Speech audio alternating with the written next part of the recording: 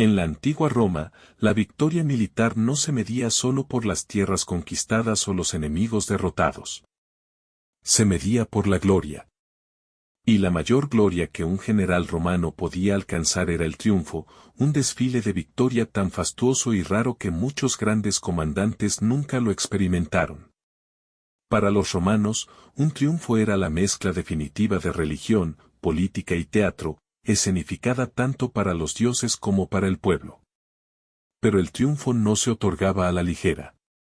El Senado custodiaba este honor con tanto celo como los dioses custodiaban el Olimpo. Un general debía cumplir requisitos estrictos, la campaña debía haber sido dirigida bajo su mando oficial, el enemigo debía ser una potencia extranjera, no romanos rebeldes, la victoria debía ser decisiva, poniendo fin a la guerra por completo, y al menos 5.000 soldados enemigos debían haber sido eliminados.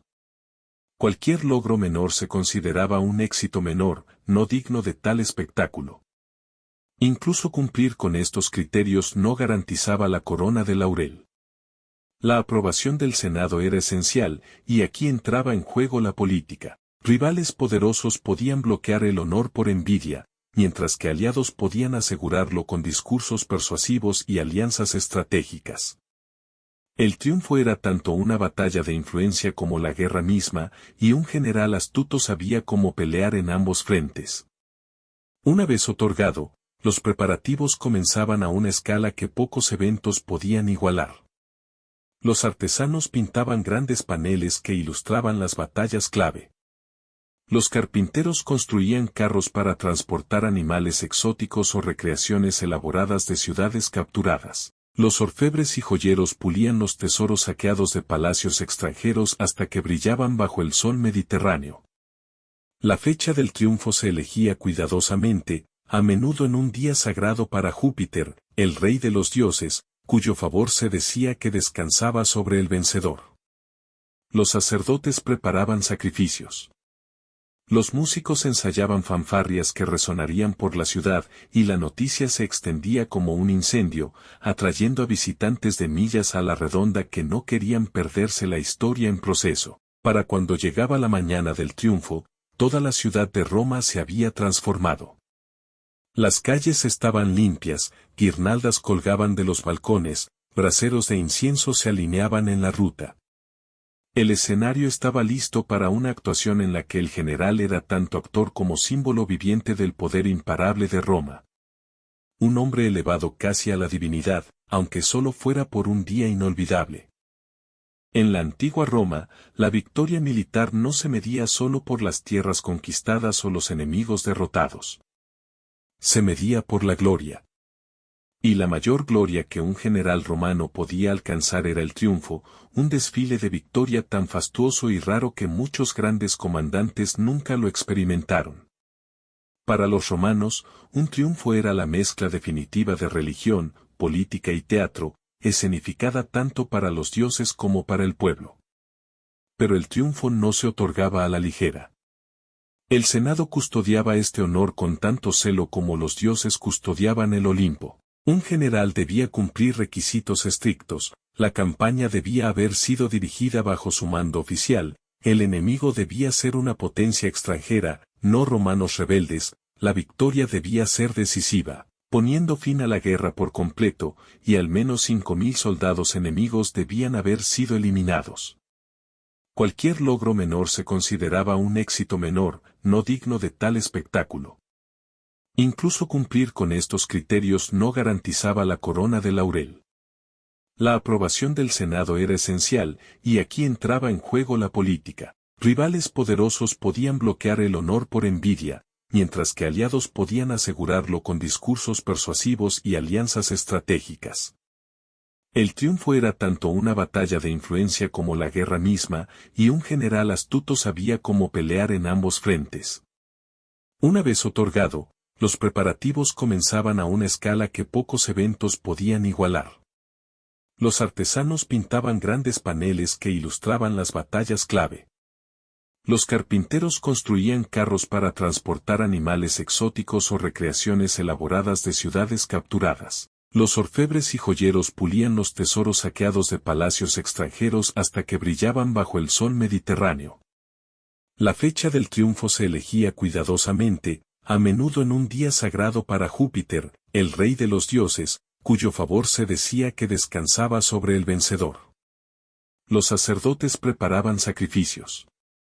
Los músicos ensayaban fanfarrias que resonarían por la ciudad, y la noticia se extendía como un incendio, atrayendo a visitantes de millas a la redonda que no querían perderse la historia en proceso. Para cuando llegaba la mañana del triunfo, toda la ciudad de Roma se había transformado. Las calles estaban limpias, guirnaldas colgaban de los balcones, braseros de incienso se alineaban en la ruta. El escenario estaba listo para una actuación en la que el general era tanto actor como símbolo viviente del poder imparable de Roma. Un hombre elevado casi a la divinidad, aunque solo fuera por un día inolvidable.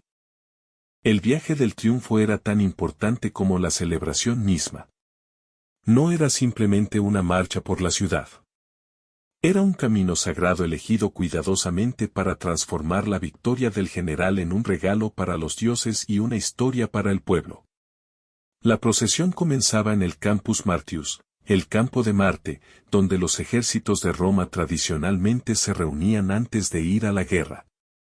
Aquí, el triunfador reunía a sus tropas, los botines y los prisioneros de guerra. Con el sonido de las trompetas, la columna comenzaba a moverse, entrando en la ciudad propiamente dicha a través de la Porta Triumpalis, una puerta que se abría solo para estas raras ocasiones, como si incluso las murallas de Roma se inclinaran para admitir a los vencedores.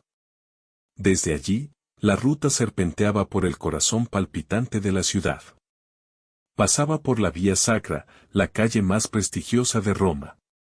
Cada centímetro estaba lleno de espectadores, el aire cargado con el aroma del incienso y el sonido de flautas, tambores y voces aclamando. En ciertos puntos, los sacerdotes se unían al desfile, entonando oraciones y esparciendo flores, recordando a todos que esto no era solo política, sino una ofrenda a Júpiter mismo. A medida que la procesión avanzaba, pasaba por el Forum Romanum, el centro político de la ciudad. Aquí, senadores y magistrados observaban desde sus plataformas de mármol, su presencia otorgando un sello formal de aprobación a la celebración. Las escalinatas de las basílicas y los templos estaban abarrotadas de ciudadanos, cada uno esforzándose por vislumbrar los tesoros, los cautivos y al hombre cuyo nombre sería recordado en los anales de Roma. Cada parada en el camino tenía un peso simbólico. Pasar por los templos era un reconocimiento a los dioses, una aceptación silenciosa de que sin su favor, ningún ejército romano podría prevalecer. Cruzar el foro era un recordatorio para el pueblo y el Senado por igual de que la gloria política y militar de Roma eran inseparables. La ascensión final y más dramática de la ruta era la subida al Capitolio, el terreno espiritual más alto de Roma. Allí, en el templo de Júpiter Optimus Maximus, el triunfo alcanzaría su clímax. La marcha del general no era simplemente hacia el templo. Era hacia la inmortalidad en los ojos de su pueblo y sus dioses. De esta manera, la procesión contaba una historia con cada paso, desde los campos de Marte, donde comenzaban las guerras, a través del corazón sagrado y político de la ciudad, y finalmente hasta el asiento divino del mayor protector de Roma. Si los botines de guerra eran el acto inicial del triunfo, eran la primera visión de la magnitud de la victoria. Mucho antes de que apareciera el carro del general, los ojos de la multitud estaban fijos en la interminable fila de carros y porteadores que llevaban los tesoros de la conquista. La exhibición estaba destinada a deslumbrar y abrumar. Grandes cofres de oro y plata brillaban bajo el sol, con sus tapas abiertas para que todos pudieran ver las monedas, copas y joyas apiladas dentro. Estatuas masivas arrancadas de los templos y palacios de los derrotados se desfilaban en posición vertical, como si hubieran sido llevadas a Roma encadenadas. Alfombras y tapices intricadamente tejidos se balanceaban desde postes, sus patrones extranjeros contando historias silenciosas de tierras más allá del horizonte. Pero los botines eran más que riquezas. Eran propaganda. Tablas pintadas llevadas por soldados mostraban escenas vívidas de batalla, la carga decisiva, el momento en que el enemigo se quebró, la rendición de su líder. Para aquellos que no habían luchado, estas pinturas eran como ventanas a campañas lejanas, prueba de que los informes del general no eran exageraciones. Las maravillas exóticas fascinaban a la multitud incluso más que el oro. Animales extraños de los territorios conquistados eran conducidos con cadenas o en jaulas, elefantes que se elevaban sobre la procesión, leopardos que paseaban inquietos, o aves de plumaje brillante que graznaban ante el ruido.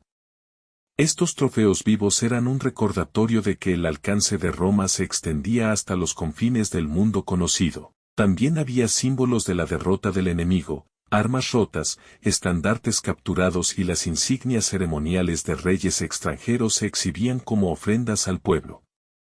A veces, incluso los dioses de los conquistados eran traídos, estatuas de sus deidades despojadas de su santidad, ahora parte del creciente panteón de Roma. Era un mensaje de que los dioses de Roma eran más fuertes, sus ejércitos imparables.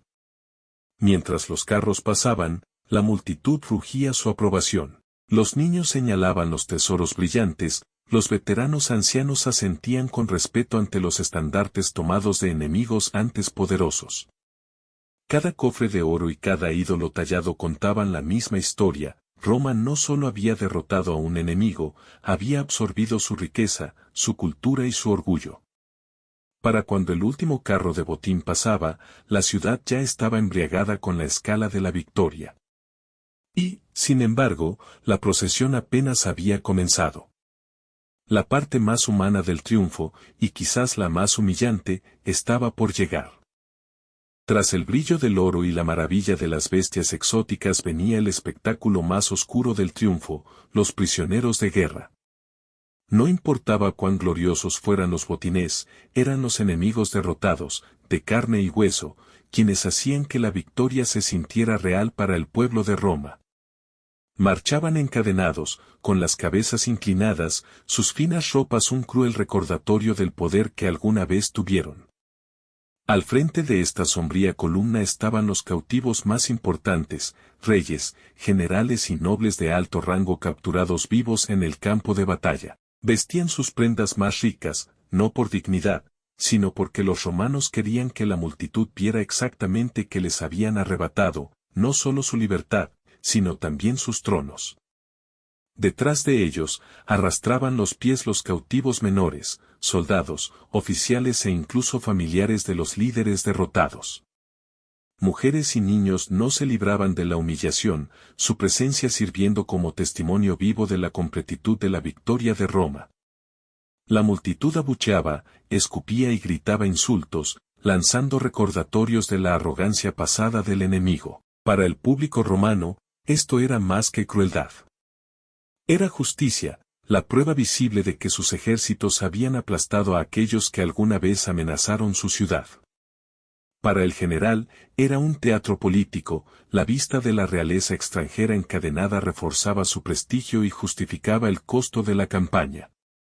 Algunos de estos cautivos serían mantenidos vivos, vendidos como esclavos o exhibidos nuevamente en futuros juegos. Pero los de más alto rango enfrentaban un destino mucho más oscuro. La tradición dictaba que, tras la conclusión del triunfo, estos líderes serían ejecutados, a menudo a la sombra del templo de Júpiter Optimus Maximus. Sus muertes eran tanto un sacrificio a los dioses como un punto final en la guerra que habían perdido. El poder emocional de esta parte de la procesión era inmenso. Los niños en la multitud recordarían los rostros de los derrotados por el resto de sus vidas, al igual que recordarían al hombre triunfante que los había traído aquí. Era la demostración más clara del mensaje de Roma al mundo: resiste, y este será tu destino. Y, sin embargo, después de que los prisioneros pasaran y los abucheos de la multitud comenzaran a desvanecerse, otro sonido comenzaba a surgir, un rugido de emoción por el momento que todos habían estado esperando. El general mismo estaba a punto de aparecer. Si los botines y los prisioneros eran la prueba de la victoria, el general era su encarnación viva. Cabalgaba en un magnífico carro, dorado y pulido hasta que captaba la luz del sol en destellos deslumbrantes.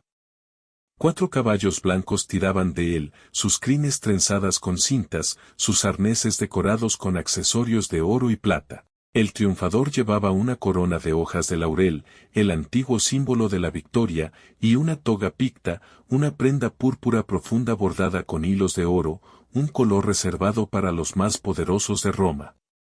Su rostro estaba pintado de un vermellón brillante, imitando la estatua de Júpiter Optimus Maximus, para enfatizar que ese día era más que mortal, era el elegido de los dioses.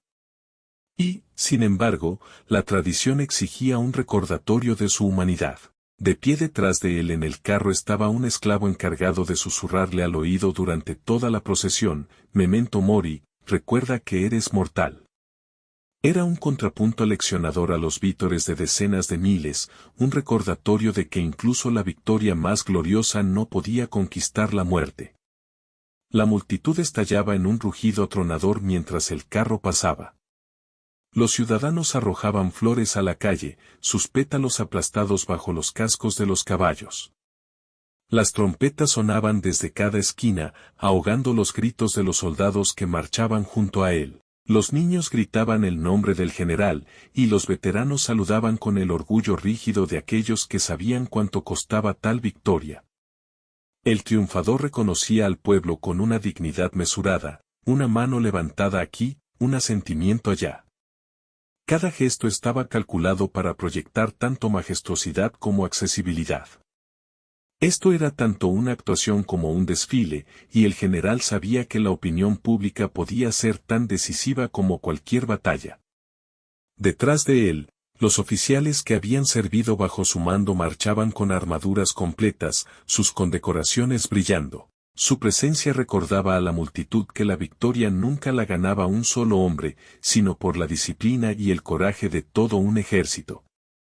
Mientras el carro avanzaba por el corazón de la ciudad hacia el Capitolio, el pueblo sabía que estaba presenciando la historia. Para el general, era un día que se grabaría en la memoria de Roma, el punto culminante de una carrera, un espectáculo que se contaría durante generaciones. Y para la ciudad, era un momento para verse reflejada en la gloria de su campeón. Ningún triunfo estaba completo sin el ejército que lo había hecho posible. Detrás del carro del general venían filas tras filas de legionarios marchando en perfecta formación por las calles abarrotadas de Roma. Sus armaduras brillaban bajo la luz del sol, los escudos pulidos hasta reflejar los rostros de la multitud que los aclamaba. Estos hombres no eran soldados sin rostro ese día.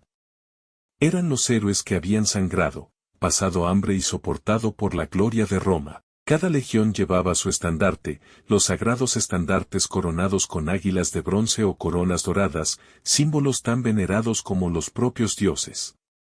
Los hombres mantenían la mirada al frente, sus pasos medidos, el ritmo de su marcha resonando como un tambor contra las piedras del pavimento. Entre la precisión formal, sin embargo, había un lado más ligero. La tradición permitía a los soldados en el triunfo cantar canciones, algunas alabando el coraje del general, otras burlándose de sus defectos. Roma tenía poco gusto por la adoración rígida y sin alegría. Incluso en la victoria, el humor tenía su lugar. Muchos de los soldados llevaban coronas de laurel como su comandante, una señal de que esta era su victoria tanto como la de él. Algunos llevaban pequeños trofeos de la campaña, un casco tomado de un enemigo, un extraño amuleto de un mercado extranjero, incluso una daga aún con las marcas de la batalla.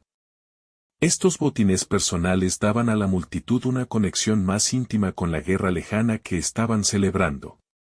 Los soldados también jugaban un papel político. Su presencia recordaba al Senado, al pueblo y al propio general donde residía el verdadero poder militar. Miles de hombres disciplinados y endurecidos por la batalla marchando por la capital era tanto una celebración como una advertencia sutil. La lealtad del ejército podía elevar a un hombre a las alturas del honor o arrastrarlo a la ruina. Para los propios hombres, el triunfo era más que un desfile. Era su momento para disfrutar de la admiración de la ciudad que habían luchado por proteger. Muchos se retirarían poco después, recompensados con tierras o dinero. Otros serían enviados a nuevas campañas, sus coronas de laurel guardadas hasta la próxima oportunidad de gloria. Pero por ese día, no eran solo soldados. Eran símbolos vivos de la fuerza de Roma. Mientras sus cánticos y risas se mezclaban con la música de la procesión, el ejército llevaba la energía del triunfo a su punto máximo. Y justo delante, la ascensión final al Capitolio aguardaba, donde los dioses serían honrados, los prisioneros juzgados y la victoria sellada en el nombre de Roma. Ningún triunfo estaba completo sin el ejército que lo había hecho posible. Detrás del carro del general venían filas tras filas de legionarios marchando en perfecta formación por las calles abarrotadas de Roma. Sus armaduras brillaban bajo la luz del sol, los escudos pulidos hasta reflejar los rostros de la multitud que los aclamaba. Estos hombres no eran soldados sin rostro ese día. Eran los héroes que habían sangrado, pasado hambre y soportado por la gloria de Roma. Cada legión llevaba su estandarte, los sagrados estandartes coronados con águilas de bronce o coronas doradas, símbolos tan venerados como los propios dioses. Los hombres mantenían la mirada al frente, sus pasos medidos, el ritmo de su marcha resonando como un tambor contra las piedras del pavimento. Entre la precisión formal, sin embargo, había un lado más ligero. La tradición permitía a los soldados en el triunfo cantar canciones, algunas alabando el coraje del general, otras burlándose de sus defectos. Roma tenía poco gusto por la adoración rígida y sin alegría. Incluso en la victoria, el humor tenía su lugar. Muchos de los soldados llevaban coronas de laurel como su comandante, una señal de que esta era su victoria tanto como la de él. Algunos llevaban pequeños trofeos de la campaña, un casco tomado de un enemigo, un extraño amuleto de un mercado extranjero, incluso una daga aún con las marcas de la batalla. Estos botines personales daban a la multitud una conexión más íntima con la guerra lejana que estaban celebrando. Los soldados también jugaban un papel político. Su presencia recordaba al Senado, al pueblo y al propio general donde residía el verdadero poder militar. Miles de hombres disciplinados y endurecidos por la batalla marchando por la capital era tanto una celebración como una advertencia sutil. La lealtad del ejército podía elevar a un hombre a las alturas del honor o arrastrarlo a la ruina. Para los propios hombres, el triunfo era más que un desfile. Era su momento para disfrutar de la admiración de la ciudad que habían luchado por proteger. Muchos se retirarían poco después, recompensados con tierras o dinero. Otros serían enviados a nuevas campañas, sus coronas de laurel guardadas hasta la próxima oportunidad de gloria. Pero por ese día, no eran solo soldados. Eran símbolos vivos de la fuerza de Roma. Mientras sus cánticos y risas se mezclaban con la música de la procesión, el ejército llevaba la energía del triunfo a su punto máximo. Y justo delante, la ascensión final al Capitolio aguardaba, donde los dioses serían honrados, los prisioneros juzgados y la victoria sellada en el nombre de Roma. Cuando los últimos ecos de los vítores se desvanecían y el humo del incienso se disipaba en el cielo vespertino, el triunfo terminaba. Pero sus consecuencias apenas comenzaban. Un triunfo romano nunca era solo una celebración de la victoria militar. Era un terremoto político. Para el triunfador, el día podía marcar el punto culminante de su carrera o el comienzo de una ascensión aún más empinada hacia el poder. Su nombre había sido gritado por miles, su rostro visto con las ropas y la corona de un dios vivo, sus victorias exhibidas para que todos las vieran. Esto no era solo gloria, era capital político. En el mundo despiadado de la política romana, tal prestigio podía traducirse en elecciones, influencia en el Senado o incluso una candidatura a la autoridad suprema. Sin embargo, el triunfo también era peligroso. Roma admiraba la victoria, pero temía la ambición. Demasiada gloria podía atraer la envidia de otros generales y la sospecha de los senadores. Un hombre que parecía demasiado un rey, o peor, un aspirante a tirano, podía encontrar que sus fortunas políticas cambiaban rápidamente. Los enemigos susurrarían que el triunfo se le había subido a la cabeza, que buscaba gobernar Roma como había gobernado el campo de batalla.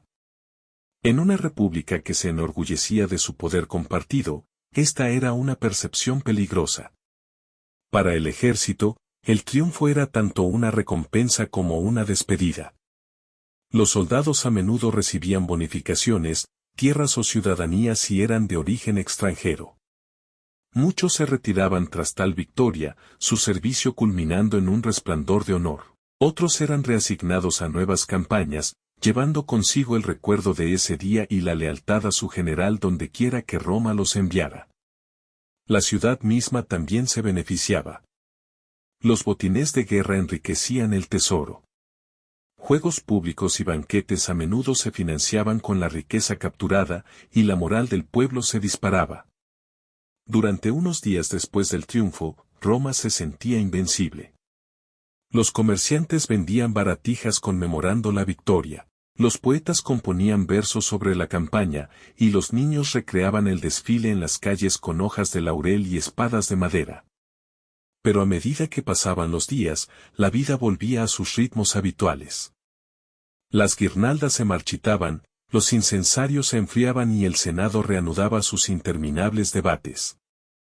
El triunfo, con toda su grandeza, era un momento fugaz, pero uno que se grabaría en los anales de la historia romana. Para el general, era el día en que su nombre se pronunciaba al mismo nivel que los dioses. Para Roma, era la prueba, una vez más, de que el mundo le pertenecía.